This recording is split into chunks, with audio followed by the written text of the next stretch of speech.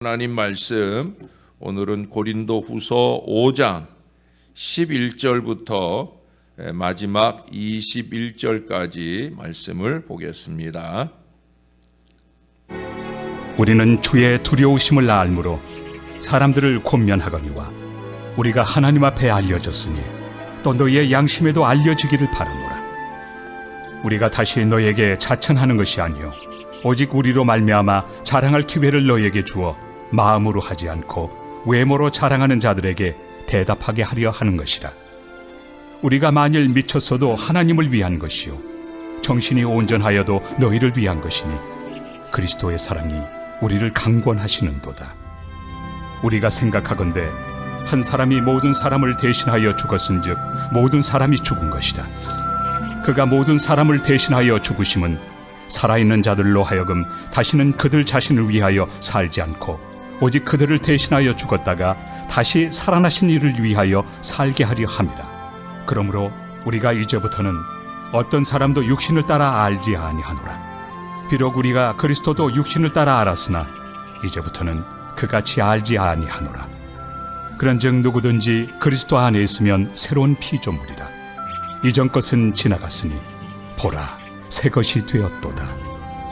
모든 것이 하나님께로서 났으며 그가 그리스도로 말미암아 우리를 자기와 화목하게 하시고 또 우리에게 화목하게 하는 직분을 주셨으니 곧 하나님께서 그리스도 안에 계시사 세상을 자기와 화목하게 하시며 그들의 죄를 그들에게 돌리지 아니하시고 화목하게 하는 말씀을 우리에게 부탁하셨느니라.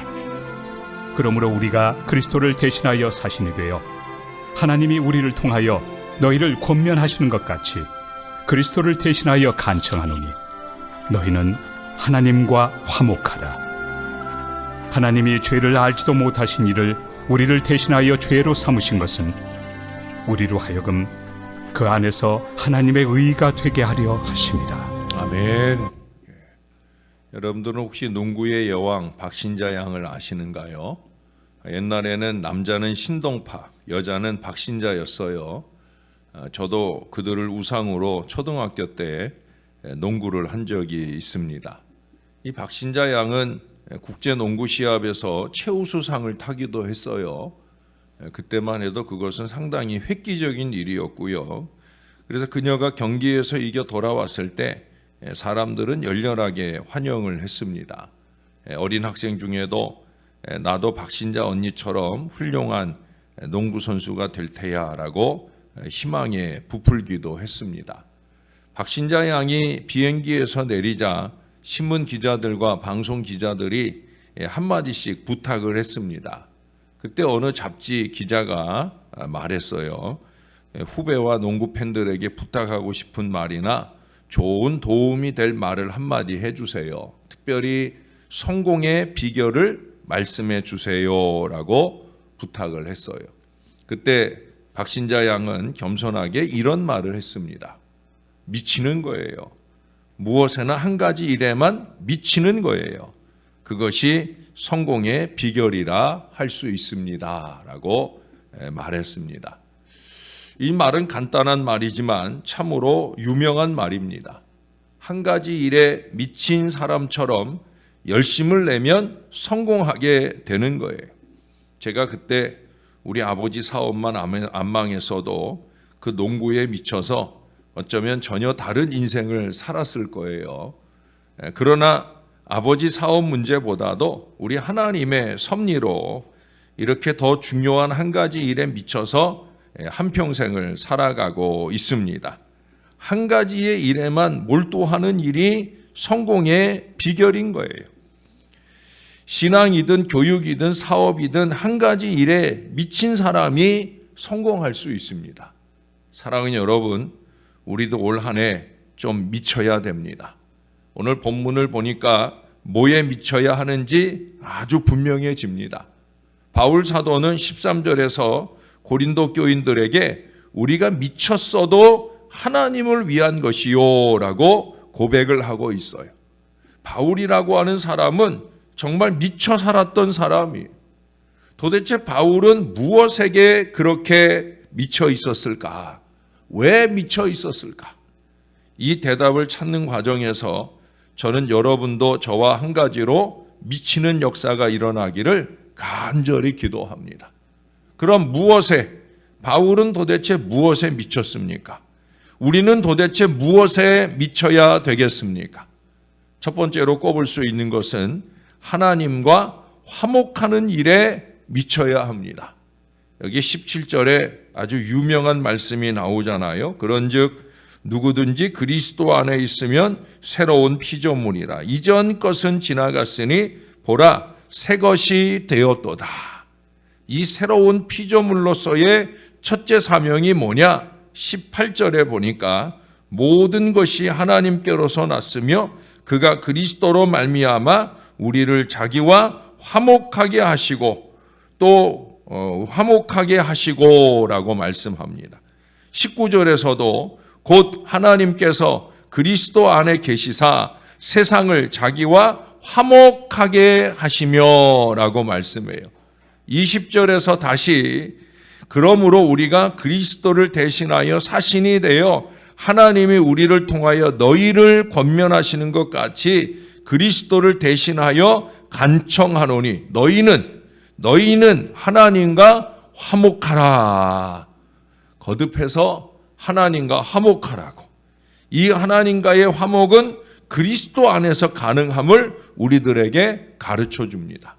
그러므로 14절 말씀은 그리스도의 사랑이 우리를 강권하시는도다라고 말씀해요.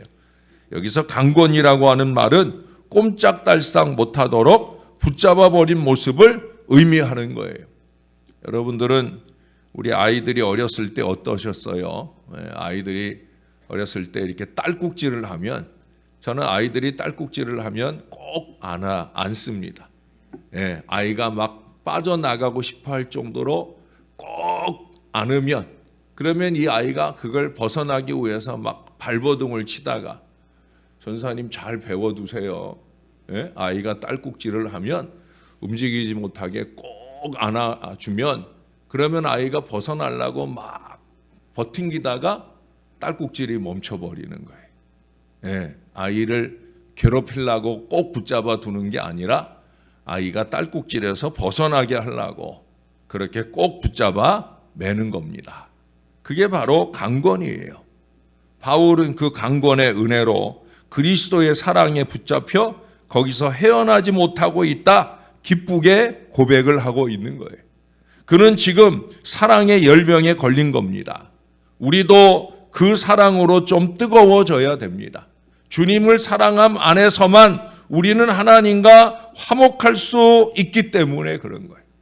지금은 많이 사라져 버리기도 한 그 탄광, 이 탄광에 지금은 환기장치가 잘 되어 있어서 큰 위험이 없지만은 예전에는 메탄가스 폭발 사고가 아주 많았어요.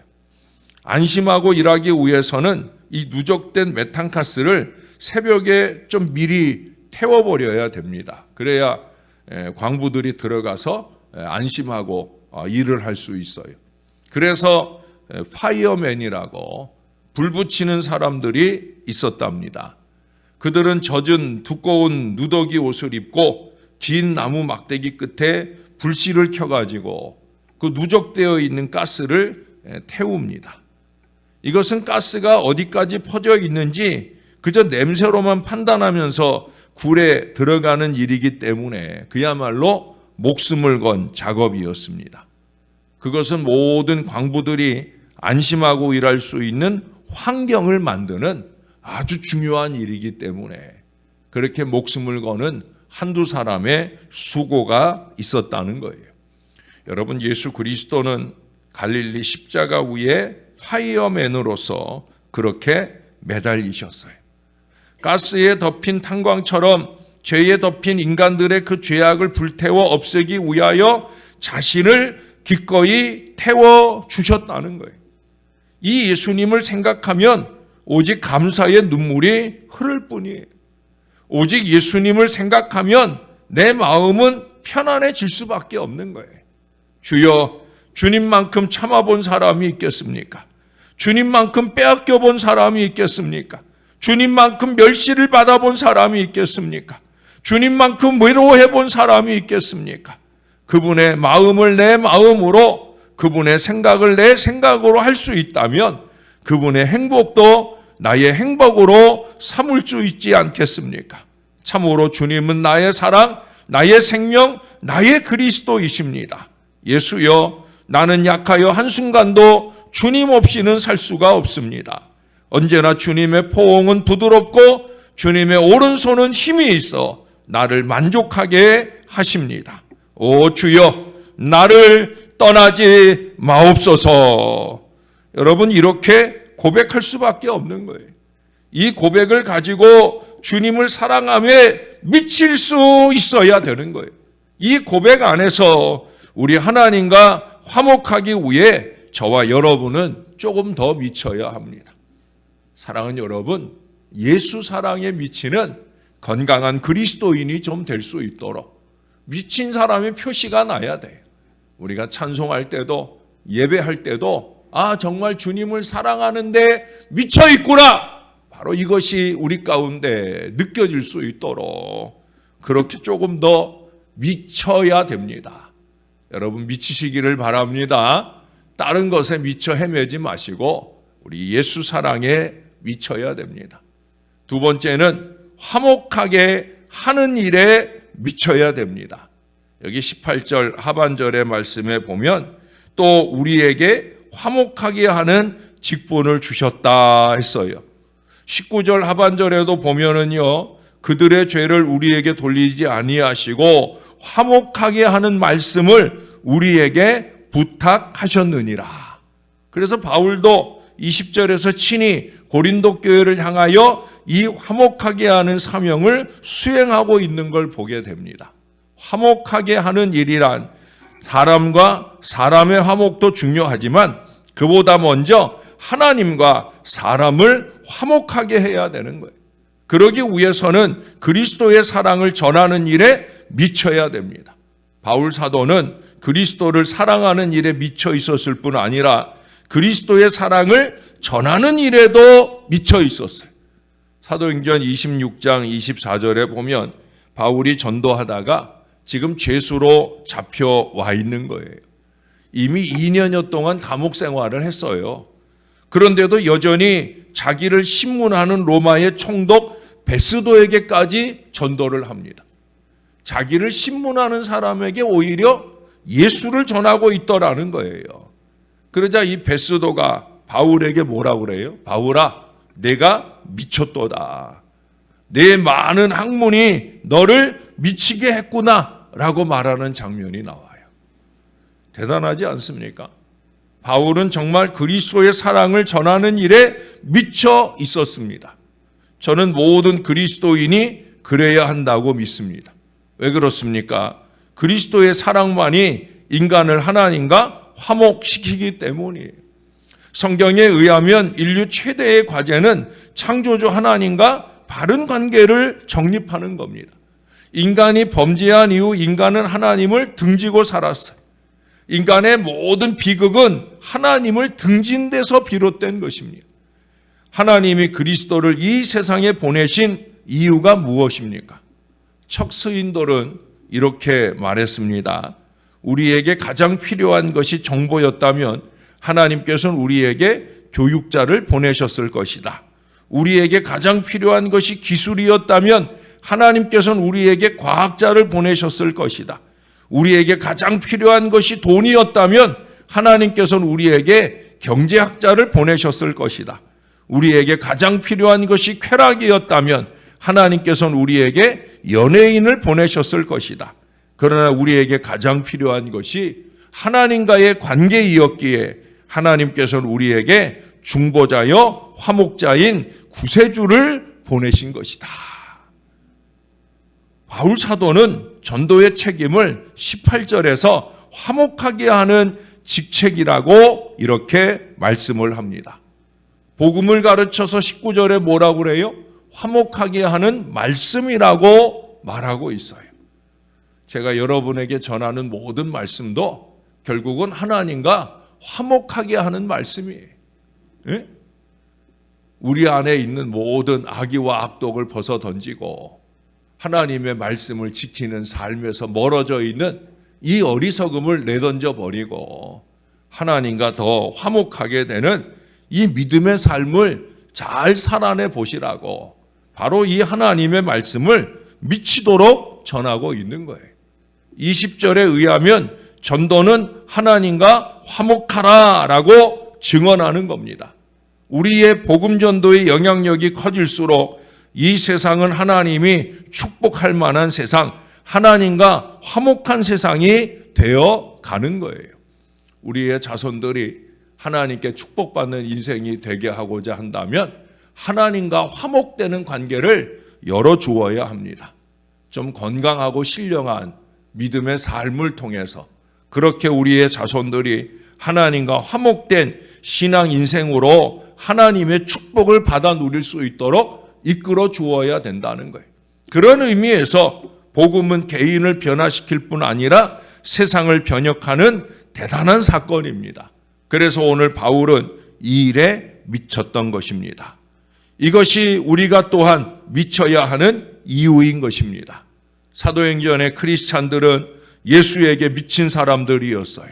사랑하는 여러분, 미쳐야 합니다. 좀 크게 미쳐야 합니다.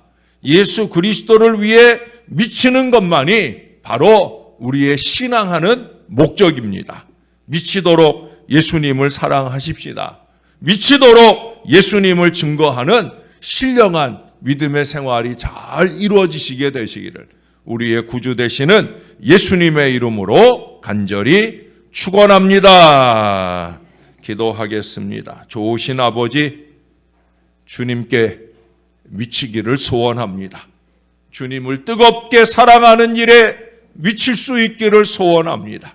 주님을 찬송할 때나 주님께 기도할 때나 주의 말씀을 받을 때나 예수 사랑에 미쳐서 행하는 하나님의 사람들이 될 수 있기를 소원합니다. 그래서 우리가 더 간절해지기를, 찬양하는 그 일에 간절해지고 예배하는 이 일에 간절해지고 주의 말씀대로 살고자 영부림치는 일에 간절해지는 하나님의 사람들이 되어지기를 소원합니다. 우리가 너무 세상에 미쳐 있습니다. 너무나 얄팍한 자기 생각에 미쳐 있습니다. 그래서 아버지의 뜻을 외면하고 어리석게 교회 생활을 하면서도 잘하고 있는 줄로 착각하고 살아갑니다. 하나님, 착각을 버리고 제대로 된 예수 사랑에 미치게 도와 주시옵소서. 말씀 사랑에 미치게 도와 주시옵소서.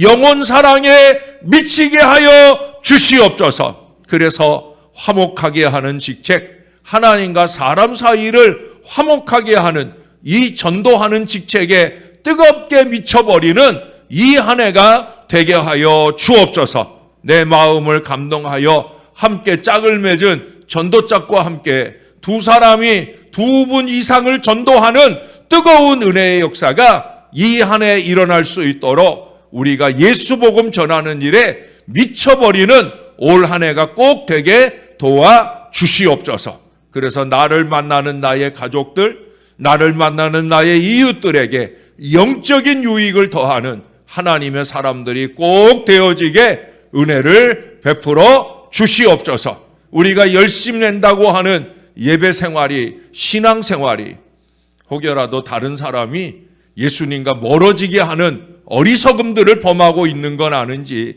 이 아침 다시 한번 돌아보면서 하나님 제대로 미쳐서 우리 하나님을 기쁘시게 하는 주의 백성들 다 될 수 있도록 은혜 베풀어 주시옵소서.